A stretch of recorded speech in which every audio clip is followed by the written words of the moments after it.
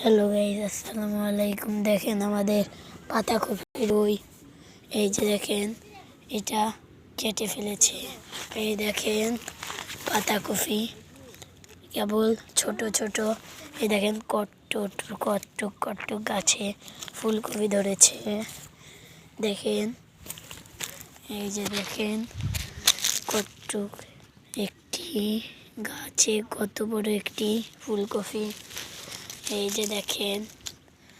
যে দেখেন আমাদের বড় একটি ভুঁই। দেখেন ভুঁইয়ের পাশেই একটি বড় একটি খেজুর গাছ।